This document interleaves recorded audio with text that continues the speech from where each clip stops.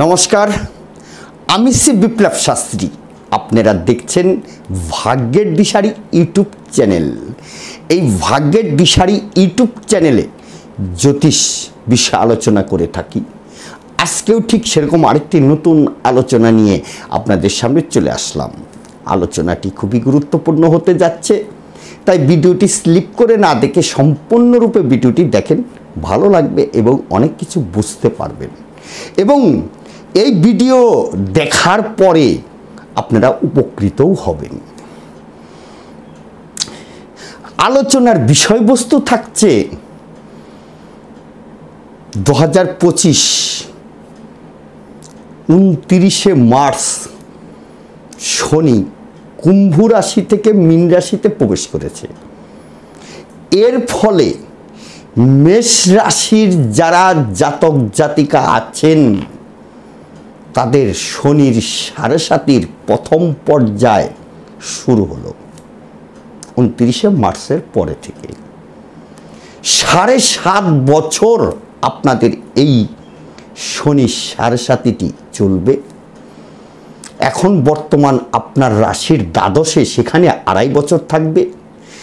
তারপরে সেই মীন রাশির থেকে আপনার রাশিতে আসবে, সেখানে থাকবে 2.5 বছর।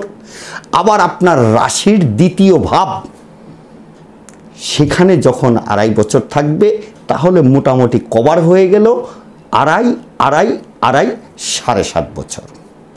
এই 7.5 বছর শনি সাড়ে সাতির কোপে কুদৃষ্টিতে আপনারা পড়ে গেলেন। তাহলে এখান থেকে আপনাদের কি করণীয় এবং কোন কোন বিষয়ে আপনারা সজাগ থাকবেন, অ্যালার্ট থাকবেন, সেটাই আপনাদের জানাবো। যে এই দিকগুলো একটু সতর্ক থাকতে হবে, সাবধানতা অবলম্বন করতে হবে। তাহলে শনির যে অশুভ কুদৃষ্টি, সেখান থেকে কিন্তু অনেকটাই রক্ষা পাবেন। শুধু আপনাকে সতর্ক থাকতে হবে, সজাগ থাকতে হবে, তাহলেই এই শনির কুদৃষ্টি থেকে অনেকাংশেই মুক্ত হতে পারবেন। শনি এমন একটি গ্রহ যার চারিত্রিক বৈশিষ্ট্যটাই আমাদের মানব জীবন, আমাদের দুঃখ দেওয়া। এই শনির ভিতরে আছে কি জানেন? বাস্তবতা,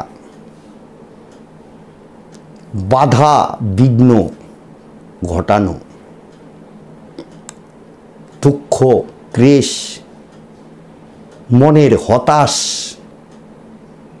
ডিপ্রেশন, নিঃসঙ্গ, বাধা ঝঞ্ঝাট তৈরি করা। এবং এই শনির হাতেই আছে কর্মফলদাতা। এবং এই শনি আবার নিষ্ঠার কারক, ত্যাগেরও কারক, সংযমের কারক। তাই চন্দ্র যে রাশিতে চন্দ্র বসে যায়, সেটাই হয় তার রাশি। চন্দ্র হচ্ছে আমাদের মনের কারক গ্রহ। কেন এই শনি সাড়ে সাতি পিরিয়ডে আমাদের দুঃখ, ক্লেশ, নানান রকম বাধা বিপত্তি, ঝঞ্ঝাট, ডিপ্রেশন, ক্ষয়ক্ষতি এগুলি চলে আসে? এটা কিন্তু হয় আপনার দ্বারাই। তাই নিজেকে যদি কন্ট্রোল করতে পারেন, যেহেতু নিজের দ্বারাই আপনার জীবনের সর্বনাশ, ক্ষয়ক্ষতি, প্রতিবন্ধকতা সৃষ্টি তৈরি হবে। তাই নিজেকে যদি কন্ট্রোল আপনি করতে পারেন, মনকে যদি আপনি কন্ট্রোল করতে পারেন, তাহলে এই শনি সাড়ে সাতির যে কুপ্রভাব, সেখান থেকে অনেকাংশেই কিন্তু লাভবান হবেন। তাহলে চন্দ্র হচ্ছে আমাদের মনের কারক গ্রহ, আমাদের চিন্তনের কারক গ্রহ। এবং রবি হচ্ছে সৃষ্টিকারক গ্রহ, আর এই সৃষ্টির রক্ষক বা প্রকাশক চন্দ্র, এবং চন্দ্র জীবনী শক্তিরও কারক গ্রহ এবং ধারক বা বর্ধক। চন্দ্রের মধ্যে আছে কি? কোমলতা, ভালোবাসা, দয়া, মায়া, স্নেহ, সামাজিকতা, সহানুভূতি, মন, আমাদের যে মন বলে একটা বস্তু, সেই মন, আমরা যে চিন্তা করি যে কোনো একটা কাজ করার আগে, যে কোনো কিছু করতে গেলে আমাদের ভিতরে যে আগে সেই চিন্তন, সেই পরিকল্পনা যে তৈরি হয়, কাল্পনিক আপনার মানে আমরা কোনো একটা কাজ করতে গেলে, যে কোনো কাজ করতে গেলে, যে কোনো বিষয়ে যদি চিন্তা করি, তাহলে কিন্তু সেই চিন্তনটা এই চন্দ্রই আপনাকে তৈরি করে। চন্দ্রের মধ্যে আছে কি? আদর্শবাদিতা, মায়া, মমতা, স্নেহ এবং মানসিক শক্তির কারক গ্রহ এই চন্দ্র। এই চন্দ্রর কাছাকাছি যখন শনির মতো একটি গ্রহ চলে আসে, যেহেতু আপনার রাশিতে চন্দ্র, শনির যত কাছে আসবে, এই শনি চন্দ্রের উপর শনির প্রভাব বিস্তার খাটাতে চেষ্টা করে। যখনই এই শনি চন্দ্রের যত কাছাকাছি আসবে, ঠিক তত তার ভয়ানক মূর্তি, এই শনির সেই প্রভাবটা চন্দ্রের উপর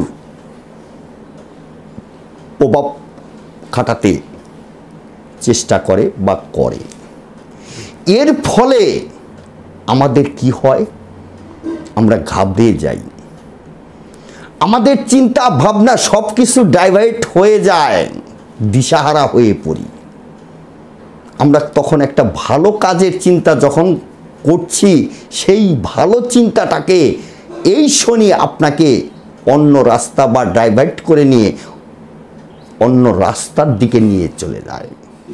তখন সেই যে বিষয়টি নিয়ে আমি চিন্তা করছি, সেই বিষয়টি আর আমার আয়ত্তে থাকে না, ভুল পথে পরিচালিত হয়।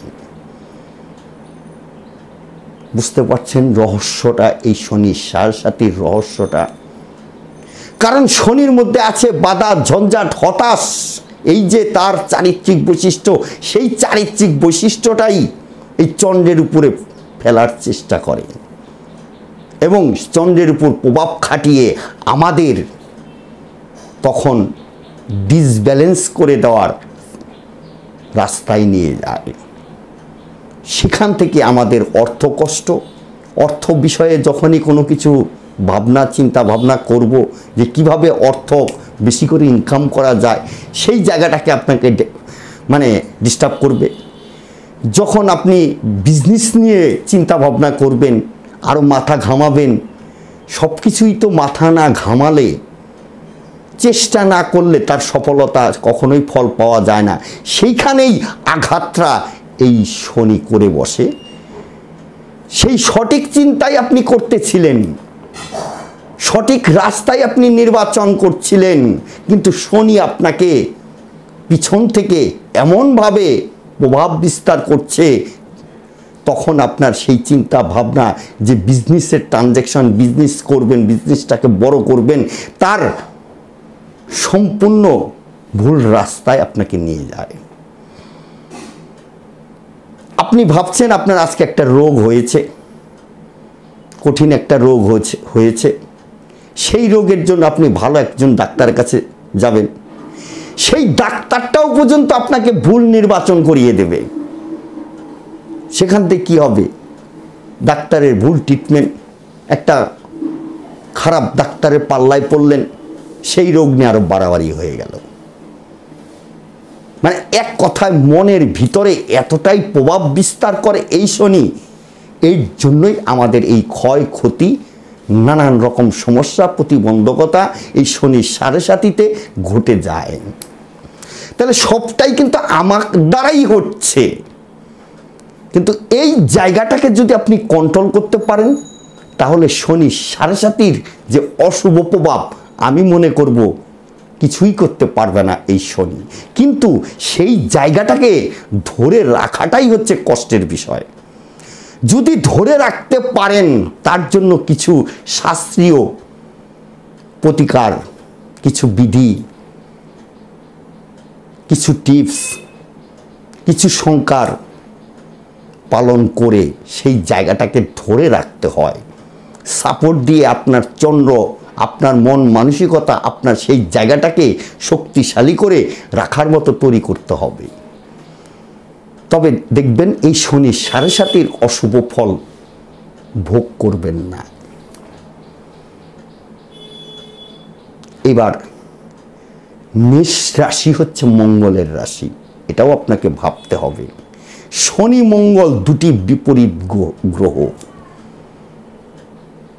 আবার চন্দ্র শনি এরাও কিন্তু দুটি বিপরীত গ্রহ, বিপরীত ধর্মী গ্রহ এবং দুজন দুজনের শত্রু ভাবাপন্ন গ্রহ।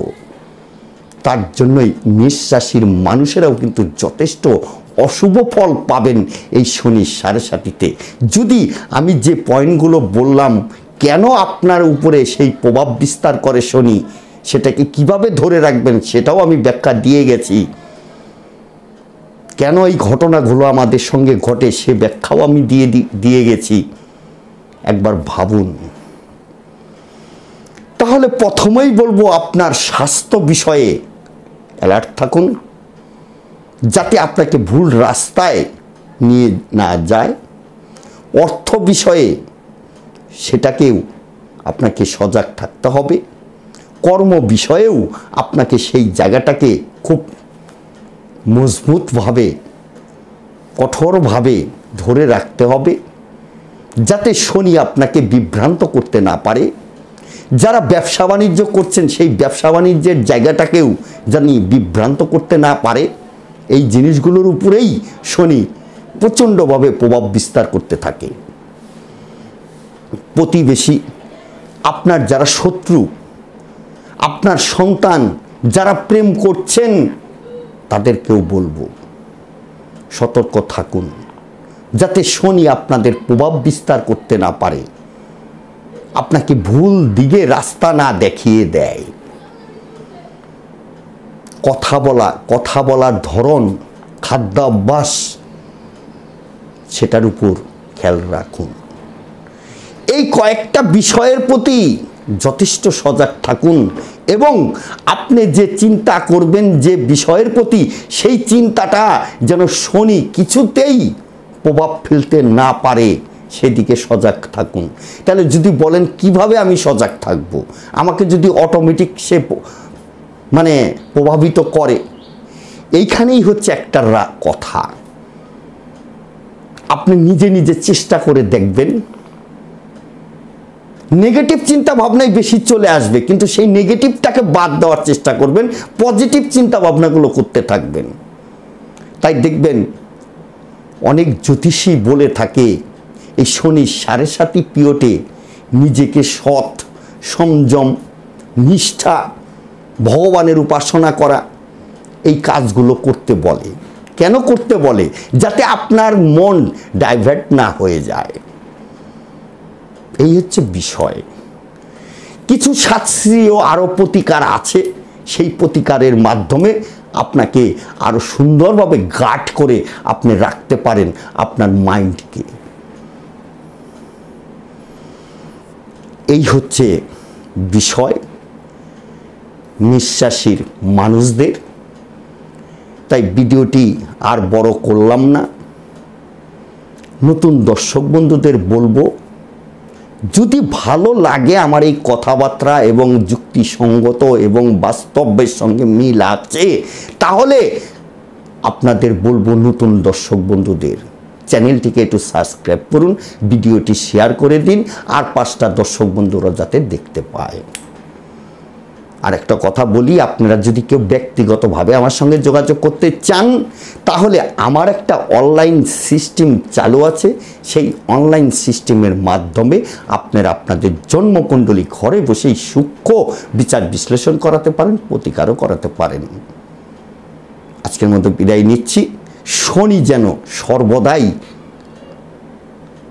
প্রত্যেকটা মানুষকে যেন দুঃখ না দিয়ে, কষ্ট না দিয়ে আনন্দ প্রদান করে, এটাই কামনা করব। নমস্কার।